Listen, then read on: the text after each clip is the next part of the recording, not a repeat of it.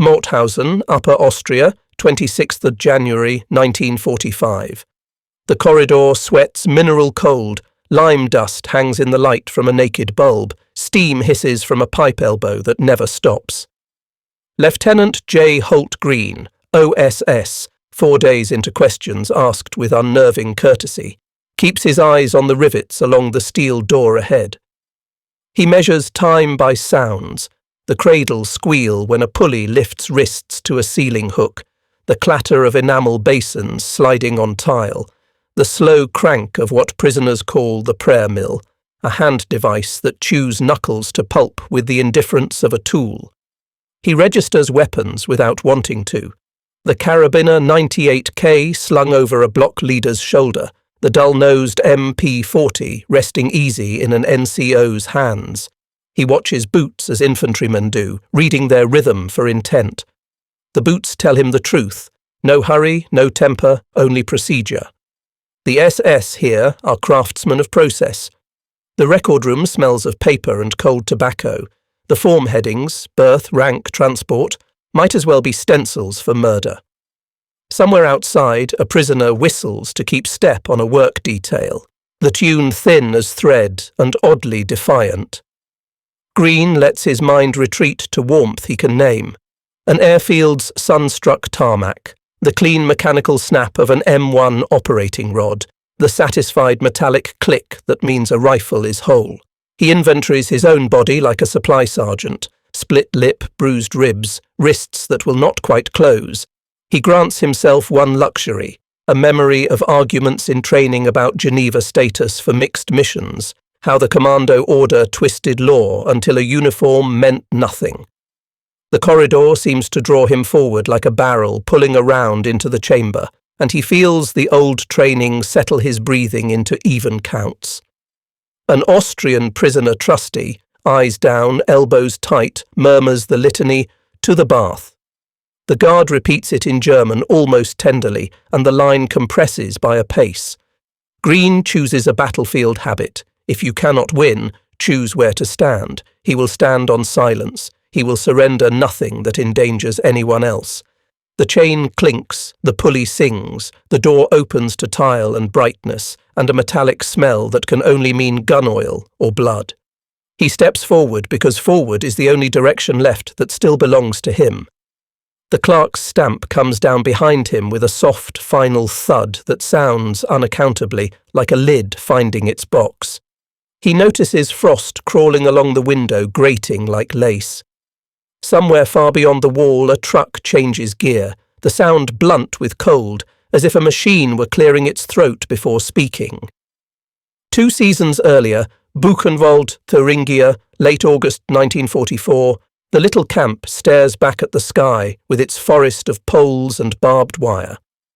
The new arrivals are Allied airmen, including Americans, shaved like convicts and issued clogs too small or nothing at all.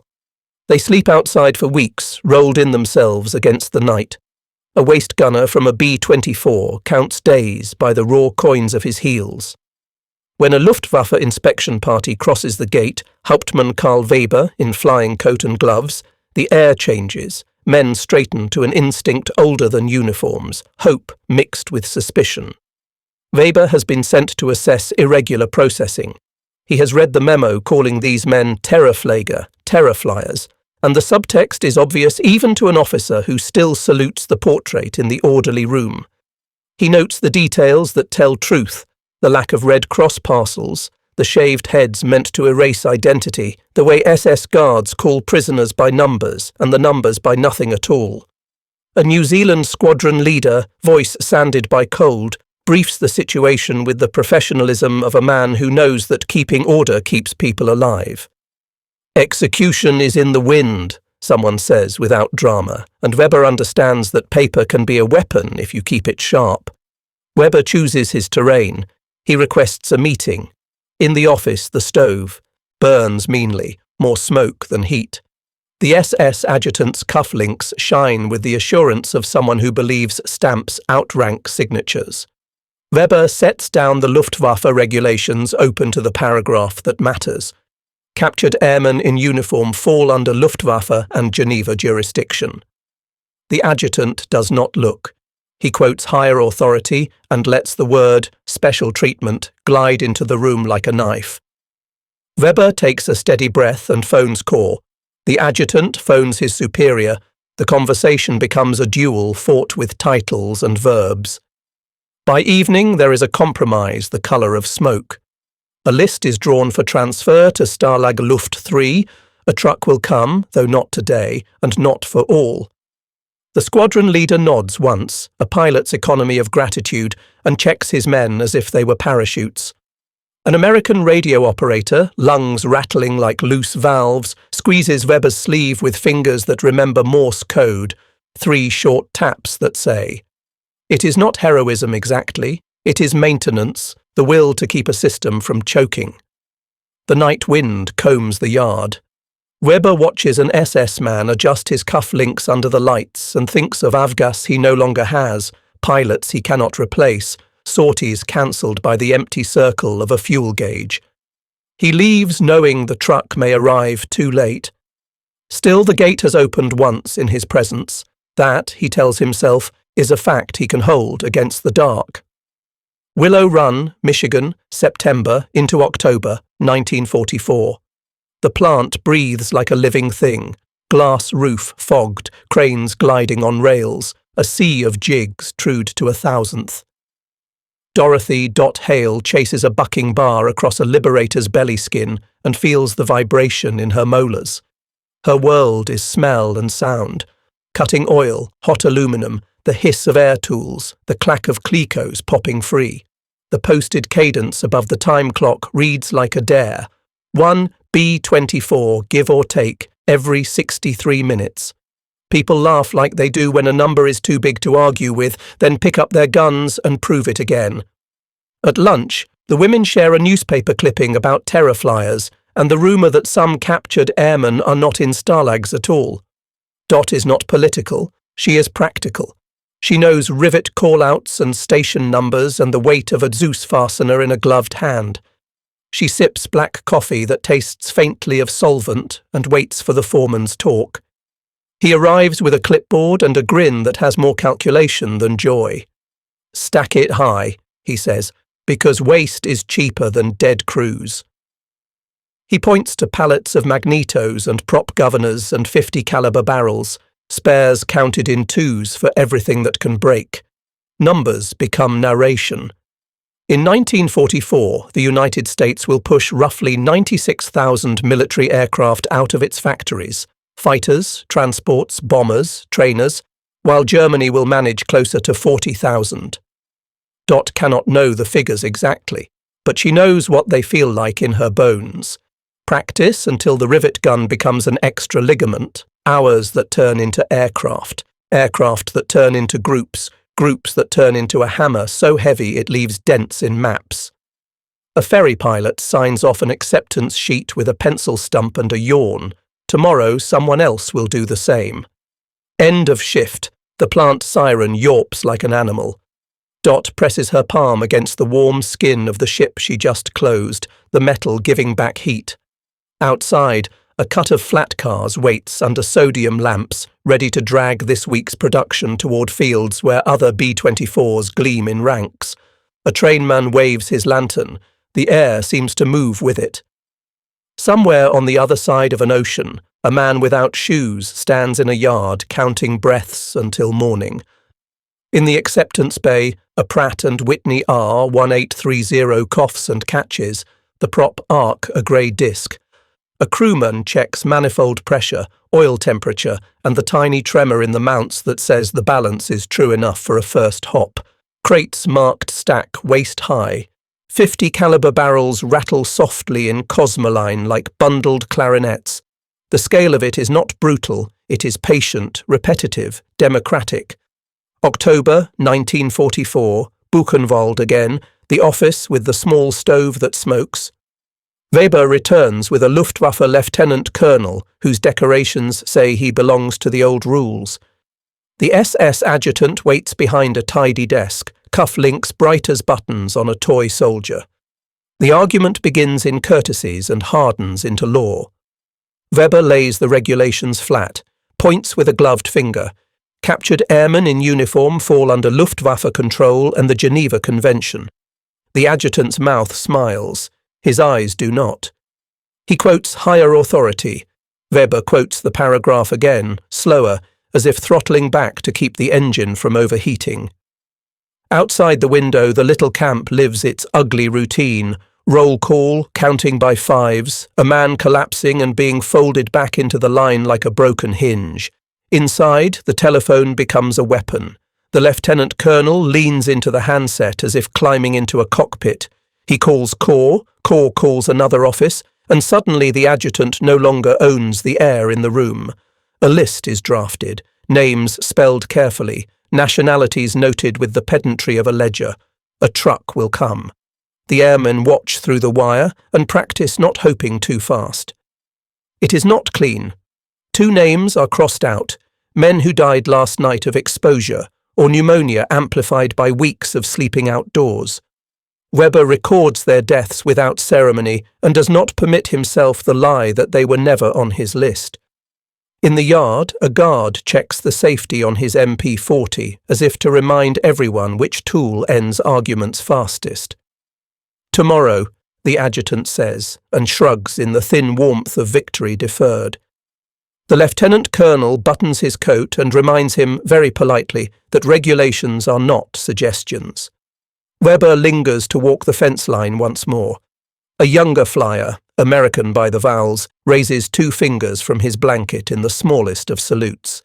Weber returns it, half to the man and half to a code that might yet keep a few promises. He knows the Luftwaffe cannot police the empire. Fuel has become rumour, experienced pilots a dwindling tribe. But he has won a door for some of them, and doors, he has learned, are where history turns. That night he writes a memorandum with the economy of a pilot's log. Weather fair, inspection complete, transfer ordered, 2 deceased prior to execution of movement. He adds a line on resources because truth belongs in reports. Fighter groups flying half strength for want of 100 octane. Training hours cut. Sorties scrubbed when the Bowser arrives empty. He flips the blotter, sands the wet ink with a pinch of ash from the cold stove, and waits for a truck that, like everything now, must borrow gasoline tomorrow. Ardennes, the 16th of December 1944. The forest goes quiet the way a church does when the choir stops. Cloud sits on the firs like a lid, and the air tastes of iron. American pilots stand under grounded wings, thumbs in the armpits of a 2 jackets, reading the same forecast again. Ceiling nil, visibility poor, snow. On the roads, the German attack arrives like a pressure wave, armour sliding out of the trees with a confidence not seen since 1940.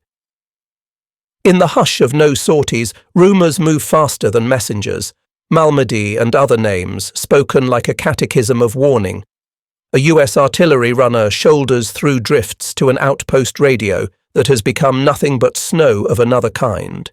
He carries an M1 that feels heavier each hour, 10 clips in his bandoliers that whisper when he moves. By noon he has learned how to listen for armour. Long before you see it, you feel it, a subterranean growl living in your ribs. A Belgian farm girl watches a column with an expression beyond fear, the face of someone who knows numbers and understands that the wrong side has too many vehicles and not enough sky against them. The days pile like drifts. Ambulances grind, low on chains, fuel stoves gutter, and even confidence freezes if you leave it in the open too long. Then the world turns on the smallest hinge, 23rd December. Sun like a blade over the white and blue, and the first P-47 Thunderbolts lift with the impatience of dogs kept too long on a leash. The sky fills to its edges with contrails. Road columns that thought themselves immortal start throwing canvas over half-tracks and seeking hedgerows that no longer exist. The illusion of safety burns away with the fog. At Bastogne, the 101st breathes easier, not because of prayer, but because of physics. A sky that allows supply and punishment. 9 Tactical Air Command flies until their eyes look like they've been washed with gasoline. Fighter bombers go nose down on road junctions until the snow is filthy with rubber and cordite.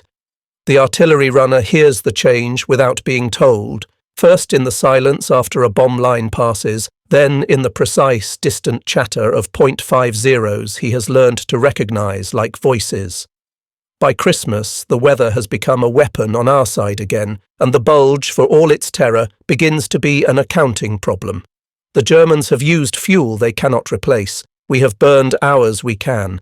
Outside, a ground crewman kicks the frozen tire of a Thunderbolt and laughs for no reason at all, the kind of laugh that means a machine has chosen your side. February 1945, Stalag 9B, Bad Orb. The order is simple and filthy, Jews and troublemakers to report.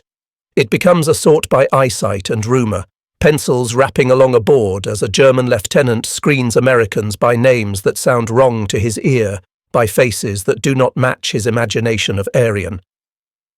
Private First Class Anthony Acevedo, medic, understands triage. This is the opposite of it. Boots shuffle, men step forward, step back, then step forward because there is no safe third step. A private whispers his street name and moves when told. The train to Berga an der Elster crawls, heat only when the guards want it, water if your canteen gets lucky under a leaking valve. The men fill the hours with tasks that would have kept them alive under normal rules. Trimming socks with a pocket knife to save a heel, rewrapping a bandage, moving steadily to conserve energy. But the rules here do not include living. At the subcamp gates, the guards greet them with fists and truncheons, a welcome ceremony that sets the tempo. The tunnels breathe wet dust, and the roll call steals heat. Acevedo finds a corner in the barracks where a notebook can hide inside a bandage roll. He writes in a medic's script, legible under punishment, one name, then another. He knows better than to think about totals, yet the idea of numbers will not leave. Somewhere far away, a free people is building 96,000 aircraft in a single year, while the enemy struggles to reach 40,000.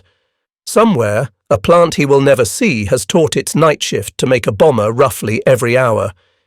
He does not know these facts then. He only knows that somewhere, someone is sending help faster than the enemy can break it. Work goes by pick point and cough. Silica turns to mud in lungs. A German foreman begs for masks and gets a kick instead. Production targets do not allow lungs. Acevedo would have requested sulphur, hot water, bed rest. He has a pinched kettle and the will to keep men breathing. He irrigates a wound with water stolen from a stove, tucks a chocolate shard into a cheek, lies about the fever he can feel through a blanket. He records deaths because the dead deserve a page. At lights out, the barracks smells of wet wool, coal smoke, and the sour of bodies failing slowly. Acevedo wraps the notebook and looks at his hands as if they belonged to another man. Tomorrow will be the same work under the same sky. He cannot know it, but his neat lines will one day be evidence. For now, the only proof that the free world exists is the steady thump of distant artillery and the memory that in America there are more spare parts than curses. Sonderbehandlung, thank you Sir Magneto, spares two per Berger an der Elster, February into March 1945. The tunnel breathes like a sick lung, wet stone, carbide lamps, the taste of grit that coats the tongue and will not leave. Pick points ring against schist with a clock's monotony, and every blow shakes rust from the roof bolts.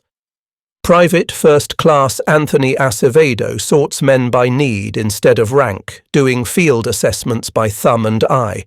Capillary refill on a cracked nail, the grey tinge at the lip that says the fever is climbing. He works in a world that has rules but no supplies. A kettle rattles on an iron stove. He would have boiled bandages, would have shaved a wound clean, would have written orders for bed rest if there were beds. Instead, he steals heat for a compress and wedges a man between two others so their bodies will feed him back an inch of warmth. A German foreman pleads for respirators and gets a contemptuous shrug. Quotas have swallowed sense. The men cough until they retch and then cough again. A corporal from Ohio swaps a chocolate shaving for 60 seconds of leaning time. His buddy refuses and presses it back with a glance that says, "Save it for someone closer to the edge." In places, the roof weeps. In others, the dust swirls like weather. Outside the wire, the Elster runs brown and indifferent. Inside, time is marked by the whistle's 2 notes and the roll call's arithmetic cruelty. Acevedo writes names when he can, last name, first name, cause if the cause can be guessed under conditions that blur them all. He would have added service numbers and hometowns. He settles for spelling that will stand up in any courtroom. The guard who checks the count this morning is young enough to be in school. His cough is a dog's bark, and his eyes keep sliding toward the stove. Hunger has abolished sides without altering orders. A cave-in pins 2 Americans by the knees. The rescue takes hours. The SS insists the schedule cannot spare. Acevedo, who has learned triage in aid stations that at least pretended to mercy, bargains minutes with gestures and gets just enough to make the difference between bleeding out and seeing sunrise. At lights out, the barracks smells of coal and wet wool and the sour of lungs that cannot clear themselves. There is a rumour of evacuation in the guards' voices, the ugly word marsh said like a threat wrapped as a plan. Acevedo wraps the notebook in gauze as if it were a wound and tucks it under his shirt. He will carry it on his person until someone takes it from his hands, or until he can give it to a medic who has more than hot water and willpower. In the dark, a man sobs once, like a hiccup, and the building settles around the sound, as if ashamed to have heard it. Michigan to England to the Ruhr, March 1945. The chain hums at Willow Run with a practiced music, riveters trading phrases across a fuselage, crane hooks ticking like metronomes, inspectors tapping with brass hammers to hear flaws the eye can't catch. Dorothy Hale works the belly skin on Ship 12 of the night, a run that would have frightened her last spring and now feels like a drill she could perform half asleep. The foreman makes his rounds with figures that sound like prophecy and turn out to be merely planning done right, acceptance tests on schedule, attrition lower than forecast, spare bins filled to the brim because waste is cheaper than funerals. He taps a crate stenciled Magneto, spares 2 per, and reminds the rookies that redundancy is not an insult to craft, but a bridge to tomorrow.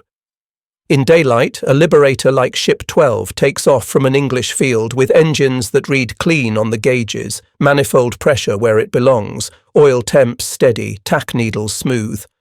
A crew chief checks the turret feeds, lays his palm on a .50's receiver as if on a friend's shoulder, and sends the bird toward a marshalling yard that has pretended all winter to be a fortress.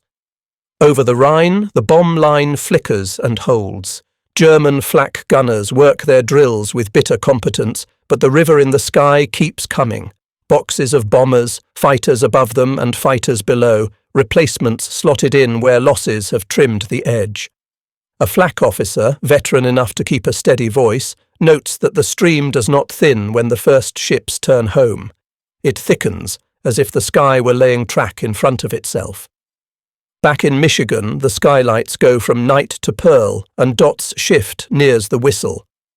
The posted cadence, roughly a bomber an hour, has become a way of telling time, like a town clock that also happens to win wars.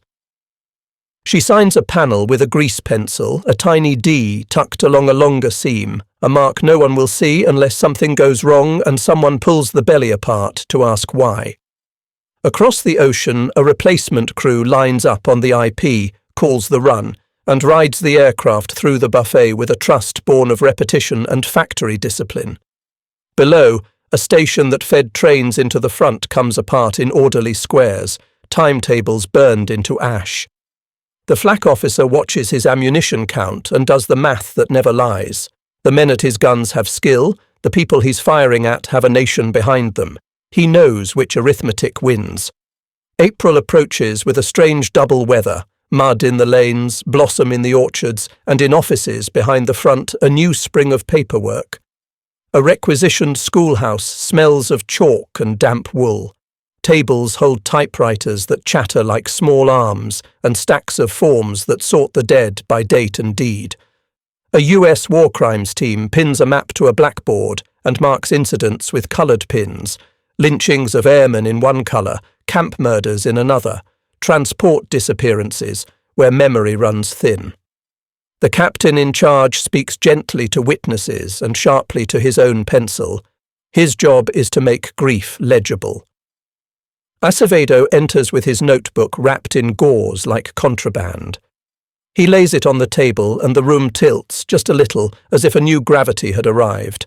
The medic's script holds: names, dates, symptoms, causes where causes can be named, pneumonia, starvation, beating, collapse after march.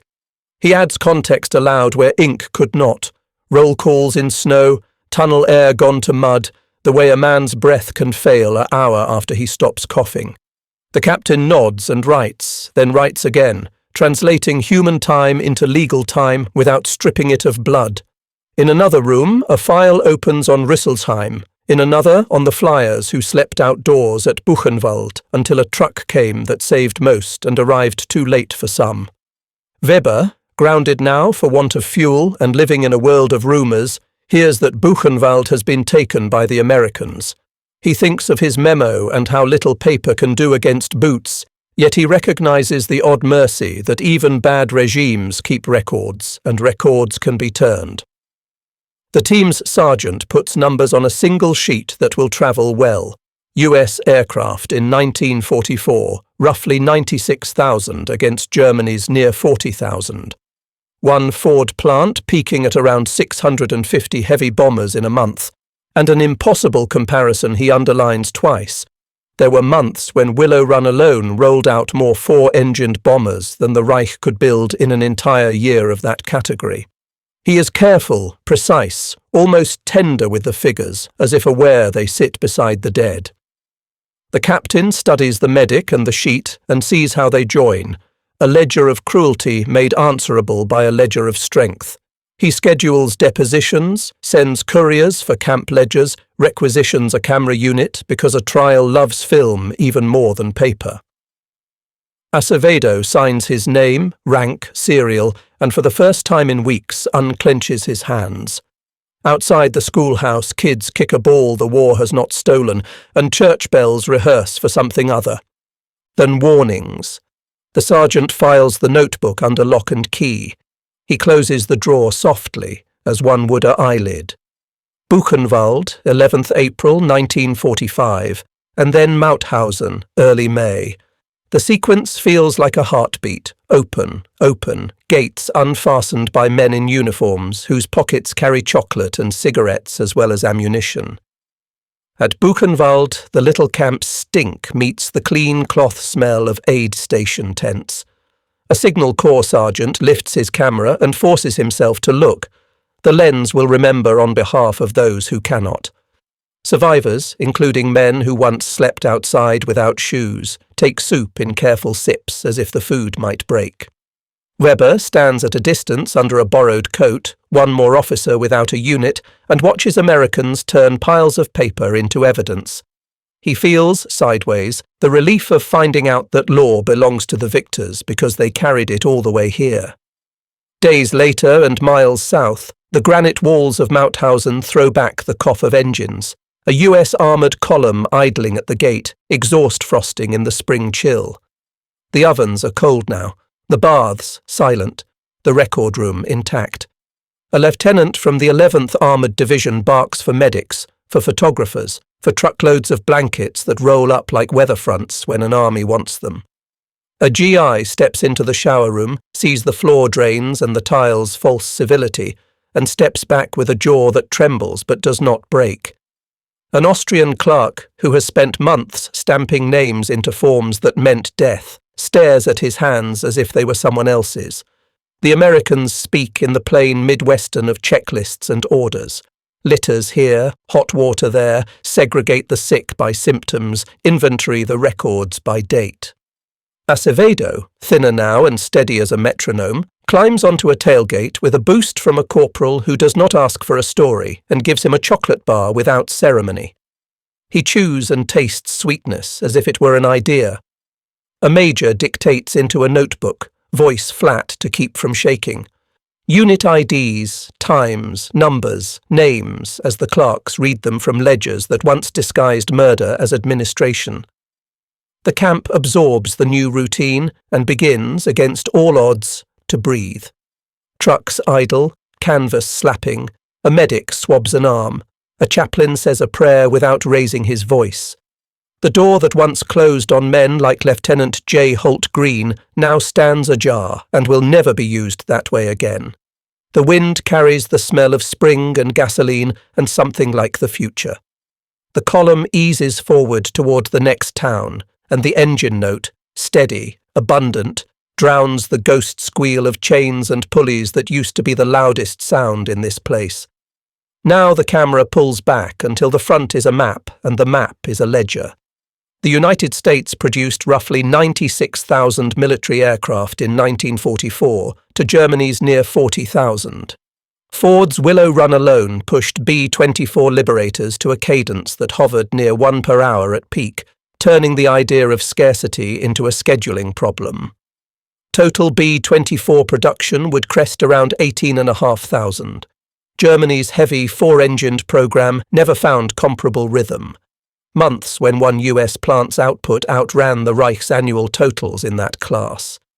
Infantry firepower scaled in its own quiet revolution. The M1 Garand, semi-automatic, gas-operated, 8 rounds in an en-bloc clip, issued by the millions, about 5.4 million by war's end, so that the baseline American rifle squad threw a curtain of fire that a bolt-action line could not match shot for shot. Mobility made the difference between victory arrived and victory wished for. Roughly 648,000 jeeps and truck fleets measured not in vehicles but in roadways of tonnage per day, a theatre-wide circulatory system that delivered fuel, shells, rations and, when it mattered most, blankets and medics to camps whose names still curdle the tongue. Artillery, the war's deciding whisperer, sat behind it all. 155mm howitzers like the M114 slinging shells to ranges that turned local counterattacks into math problems solved with fuses and tables. Weather counts as logistics too, and the hinge remains 23 December 1944, when the Ardennes sky opened and IX Tactical Air Command flew the day into a shape the enemy could not endure. What looked like salvation by courage was, in truth, courage delivered by barometric pressure and airframes enough to exploit it. The numbers are not abstractions. They are the physical proof that a democratic arsenal can convert taxes and willingness into a storm the enemy cannot outlast. They also explain the shape of mercy. While SS men could torture a prisoner for days in Mauthausen, the factories and depots that made the Liberators and jeeps and rifles rendered such cruelty strategically irrelevant by outpacing it, hour after hour, until the camps lay inside the reach of a brigade's march and a camera's glass eye. A free people did not answer atrocity with atrocity. They answered it with replacement and reach, until no door like the one Green-faced could remain shut. If there is an equation that ends wars, it is written in rivets, not adjectives, and its solution is measured in arrivals. After the gates, the courts. In the American zone, a courtroom smells of ink and wool and nervous sweat. A translator carries horror into English one phrase at a time with the precision of someone threading a needle. Witnesses tell what was done to downed airmen on village streets and what was done to Americans in camps. Defendants listen as if the words came from far away, which, for them, they do. Sentences fall like quiet stones, years, life, rope, each number seeking proportion in a ledger that can never balance. Acevedo's neat pages move from a medic's hiding place to an exhibit table under glass. He signs again, name, rank, serial, and keeps his pen steady. The record will outlast him. That is the closest thing to victory a witness is allowed. Weber, now merely a man with a past instead of a uniform with a future, gives a deposition that reads like a flight log. Dates, orders, a list that opened a gate for most but not all, and then disappears into a Germany learning how to live without uniforms. Dot visits Willow Run after the sirens have gone silent. The vast line looks like a sleeping animal, and dust has begun to map the floor where tires once rolled. She runs a hand along a jig and feels, in her bones, that mercy can be milled, that abundance is a moral choice as well as an industrial one. The world that follows proves the point. Procurement doctrines harden around the lesson that saved so many who could be saved. Keep spares in insulting quantities, measure victory in availability, design logistics like a religion that does not permit doubt. New pilots learn old habits, and a modern crew chief walks a flight line counting parts as liturgy. For perspective, he carries a memory he did not earn. The United States built about 648,000 jeeps in the war, more vehicles of one light type than Germany managed armoured fighting vehicles of every type by an order that startles the modern ear. That impossible comparison is not brag, it is instruction. Freedom is expensive, and America chose to overpay. A flag lifts in clean wind outside a VA hospital, the sound familiar to anyone who has ever listened to trucks idle at a camp gate. Inside, a volunteer reads letters to an old man whose voice has gone thin, but whose eyes still sharpen at the mention of a notebook and a camp whose name the orderly cannot pronounce. The volunteer misreads a figure, and the old man gently corrects him. He is smiling when he does it because the numbers matter, and because in this country the numbers belong to the people who paid for them. We count, we remember, we build, we arrive.